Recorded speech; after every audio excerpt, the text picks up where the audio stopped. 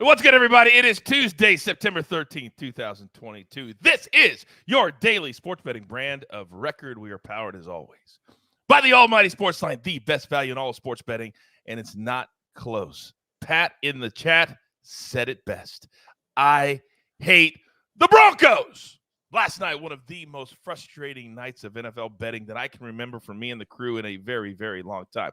Quickly, the recap. We had one yesterday, Guardians. That just felt like, oh, let's throw that in. Dodgers, Diamondbacks couldn't score anything. This is where it got very, very frustrating. Cortland Sutton, 4 catches.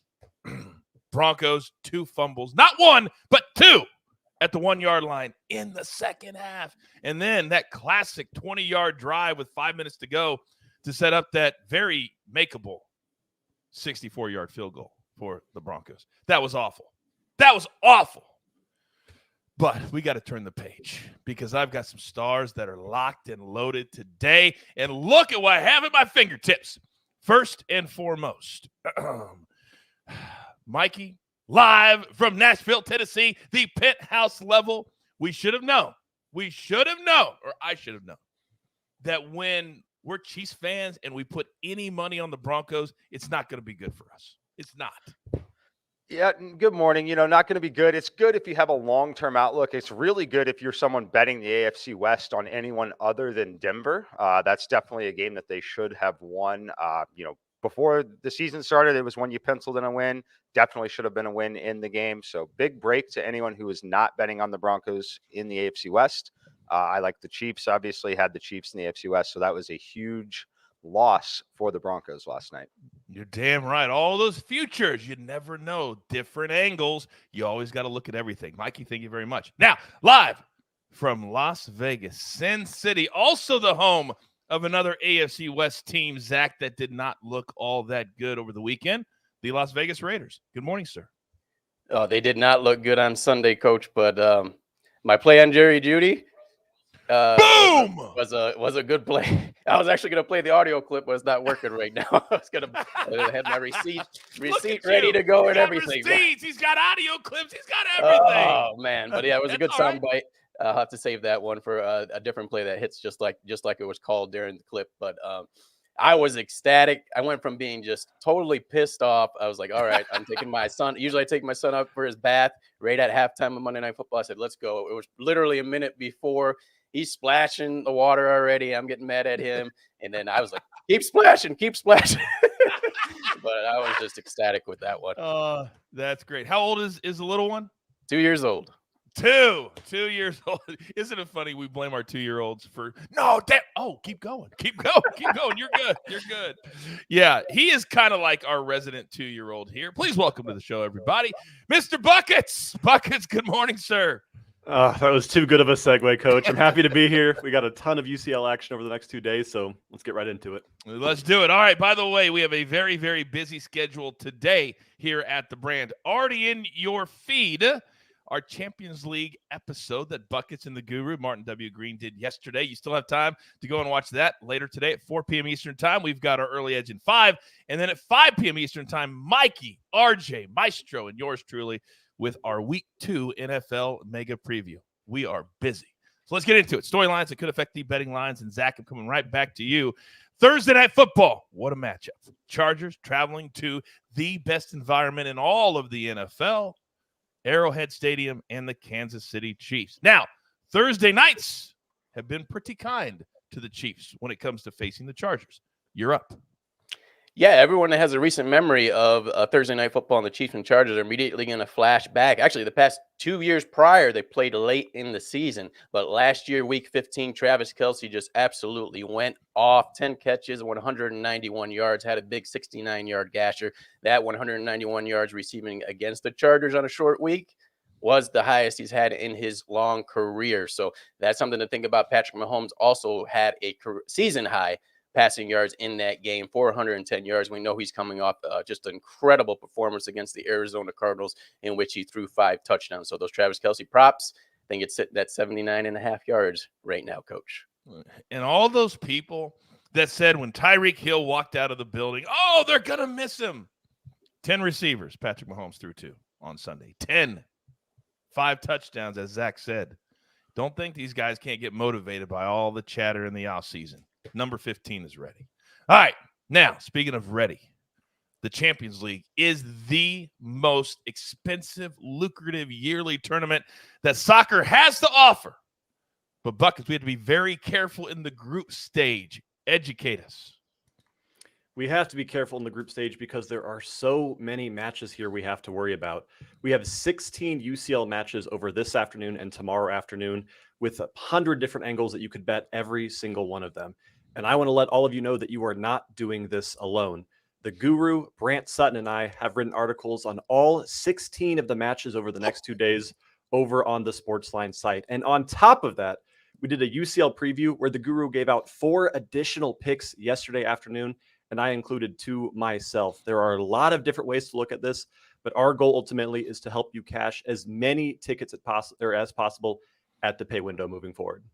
The Sinful Saint in the chat said Buckets Sportsline article is fire today. It's fire today, Buckets. That's what he said. That's what he said. Boy, I'm fired up. Let's get into our board for the day. But before we do that, you know we got to pay those pesky little bills. Buckets makes a lot of money. Here's a word from one of our incredible partners. And we are back. All right, where do I start today? Where do I start today? Well, I know what we're going to prop up, and I know the futures every second counts. So, Mikey,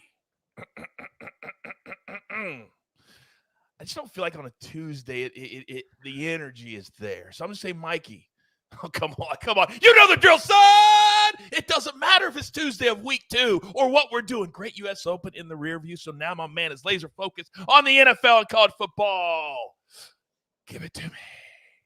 All right. Yeah, we're going to hit Thursday night football. Grabbing this one now. Kansas City -3.5. I like them here at home on the short week. My simulations make this number 7.1 with Keenan Allen out. That's the key here. Keenan Allen, hamstring injury. It's possible that he's able to play. If he is, he will definitely be limited. It'll be very interesting to see if they let him play, knowing that it is such a long season and they cannot afford to lose him for any extended period of time. So it's 7.1 without Allen, 6.5 if he is limited, but on the field and able to play, and -5.5 with him at full strength. We can rule out the -5.5 at full strength at this point. I want to grab this number before it moves to 4. Still is a relatively key number in the NFL. Patrick Mahomes in the offense looked fantastic this weekend. He could have thrown for 7 touchdowns had he wanted to. Love this spot. The crowd will be fired up. It's still one of the best home field advantages in the NFL. I make it worth 2.6 points to play at Arrowhead versus the neutral site here. Love this number at 3.5. I don't want to play it at 4. If you're late to the party and get it at 4, that is okay. Do not play it above 4.5. I am very proud of myself because I got this in last night and I got it at 3. I'm very happy that I got this at 3. Whew. Quick question from the chat for Mikey. Hey, Coach, can you get Mike's opinion on a FanDuel game prop that he's looking to beat the juice on? Thursday Night Football, both teams have scored a touchdown in both halves. Mikey, your thoughts? I lean towards yes on it. If Keenan Allen's out, there are scenarios where the Chargers could struggle here on a short week on the road early in this game. So I lean towards it, but it's not a really strong play. One of my good friends, Phil McKagan, he's now at Colorado. He was a wide receivers coach for the Chargers. He once told me that Keenan Allen was the heartbeat of that team. That's what he said. That's what he said. And that heartbeat could be out Thursday. Hamstring. Think about it. All right. Now, we've got the Chiefs. That's on Thursday. I'm going to just drop in here. We've got a game 1. And today I want to be very, very selective. So Pirates Reds over 9 -110. They hit this number last night. Now these are 2 pitchers. It's basically a doubleheader. They're throwing out relievers. I just think this is a spot for a classic 10-8 Pirates Reds Wednesday or Tuesday, whatever day it is in September game that nobody cares about. But we care about it because we're going to cash this ticket. Now, we heard from Mikey. Zach Attack, I believe that you have targeted a wide receiver that was one of those that had a decent game on Sunday. Who are we talking about?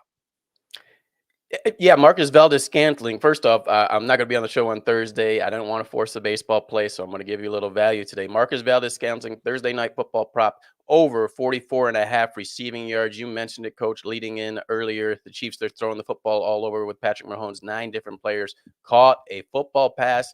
But on a short week, I like Valdes-Scantling. First off, you break down the weapons he has. Sky Moore, the rookie, was hardly on the field for a lot of snaps for the Chiefs. Juju Smith-Schuster, he's nursing a shoulder issues, questionable currently, did not practice, limited yesterday for his reps. So he's brittle. There's a chance he may not play, and that would boost up Valdes-Scantling's prop yardage probably in the high 50s leading into Thursday. And then I talked about Travis Kelce, his monster game off that short week. You're replicating that going into this. That game plan is going to have to be boosted up to defend him. I think the Chargers are going to double, maybe even triple team him with some disguise coverages to keep him from having a big game. And then you look at Valdes-Scantling.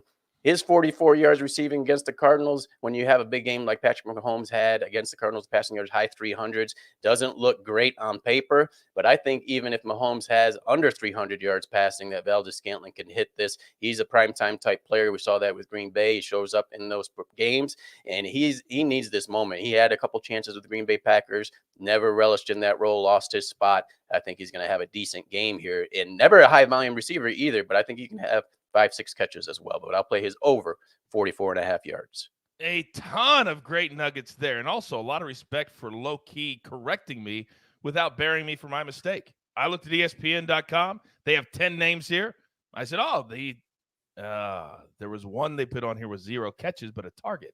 They're trying to get me, so thank you, Zach. It was 9 receivers that he threw to, not 10, or completed passes to. Thank you. You probably didn't even realize that you corrected me, but you did.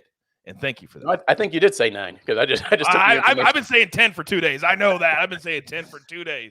So I made a mistake at some point. So you corrected me at some point. All right.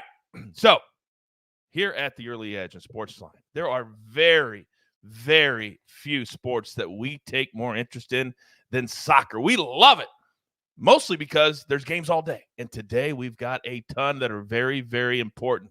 Buckets, I have saved you till the end of the show. I have saved you for the maestro spot that everybody in the Early Edge universe knows is the most coveted spot in all of sports betting. And it's not close. So we're just going to step back. Zach, Mikey, myself. This is a big day. The floor is yours. I am going to do the Maestro proud this afternoon because I only have one pick on the show here today, but it is my favorite pick by far in all of the Champions League group matches. We're going to Group D between Olympique Marseille and Eintracht Frankfurt.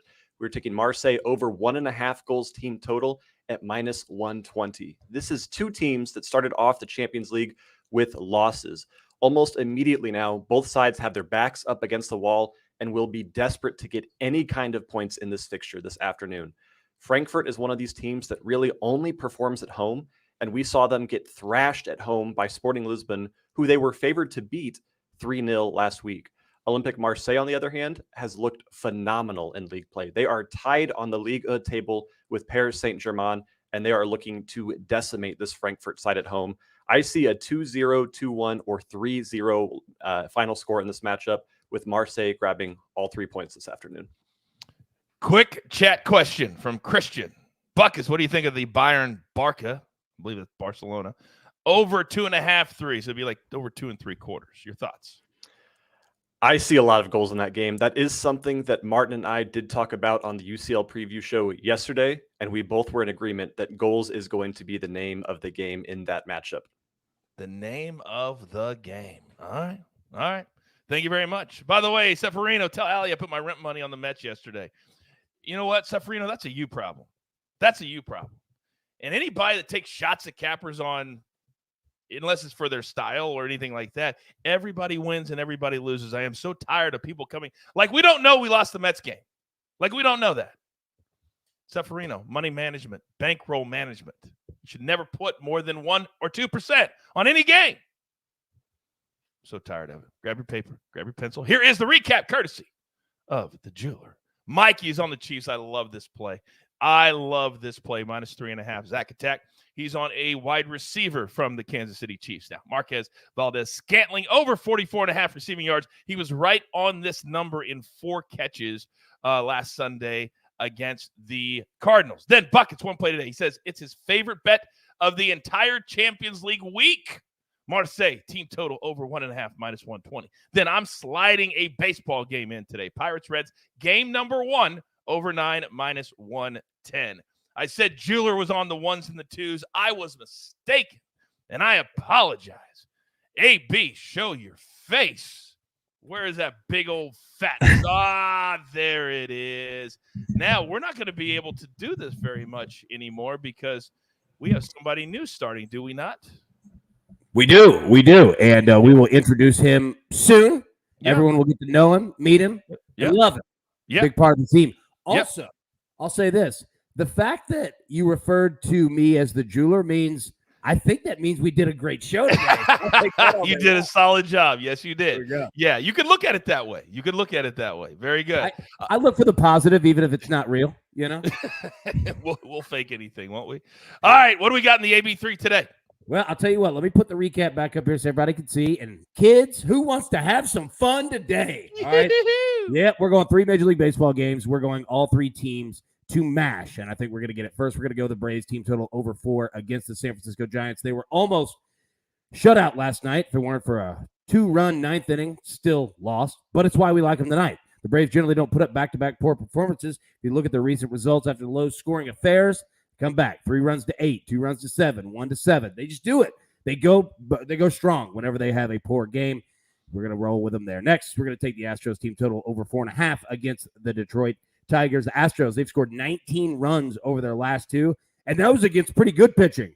All right, so we are going to ride the hot bats once again. They're going to get after Tiger starter Drew Hutchison. Lastly, we're going to grab the Mets team total over 4 against the Cubs. Now, look, it's Jacob deGrom night in New York. Usually, deGrom gets no run support whatsoever. However, his last outing, they put up 10 in his honor, and I think that the Mets know what time it is. The playoff run is here. And knowing that he is on the mound and in the dugout is a huge boost for that team.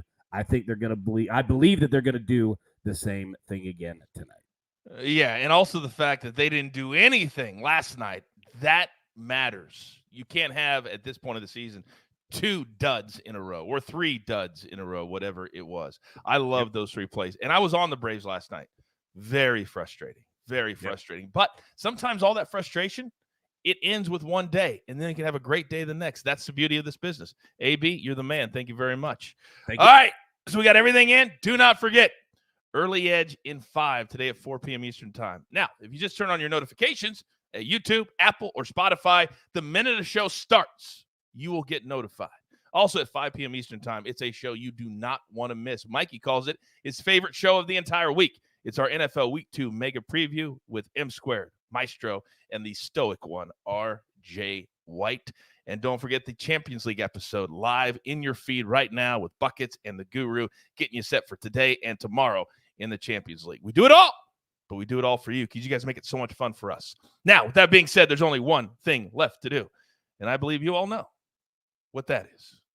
You got your marching orders. Let's take all of these tickets straight to the pay window. For my entire crew, I love them all. M-Squared, Zach Attack, Buckets even, and AB on the 1s and the 2s. I am the coach. Tell all your friends this is where you want to be. 7 days a week, 365 days a year. We show up on the Early Edge. Good luck.